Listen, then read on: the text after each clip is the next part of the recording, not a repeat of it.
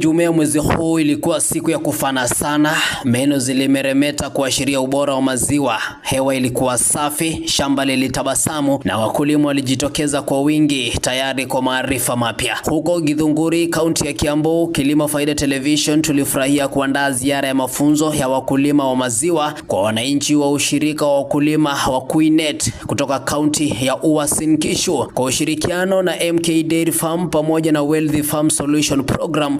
Wakulima walipata nafasi ya kujifunza kuhusu ufugaji wa kisasa wa maziwa, lishe bora ya mifugo na njia bora ya kuitayarisha hifadhi ya malisho ili kuongeza uzalishaji wa maziwa na faida ya ufugaji. Ilikuwa siku ya maarifa, ushirikiano na hamasa, siku iliyoimarisha dhamira yetu ya pamoja ili kuwezesha wakulima kuwa bora zaidi kwenye sekta ya kilimo pamoja na ufugaji. Tunawashukuru sana wakulima wote walioshiriki kwa moyo wa kujifunza na kujituma. Bidii yenu ndio motisha yetu kila siku. Shukrani za pekee ziende kwa serikali ya kaunti ya Uasin Gishu pamoja na Mheshimiwa Rebecca Chepchirchir, yani mwakilishi wadi, kwa kuendelea kuwaunga mkono wakulima ili wapate mengi zaidi kwenye sekta ya maziwa. Kutoka kwetu Kilimo Faida Television tunasema asanteni sana. Tunakaribisha vikundi vyote vya wakulima na mashirika yote nchini ili kuendelea kuungana nasi kwenye ziara kama haya kwa nia moja tu ya kuimarisha ubora wa maziwa nchini. Wasiliana nasi kupitia nambari 0714361531 au pia tufuate kwenye mitandao yetu yote ya kijamii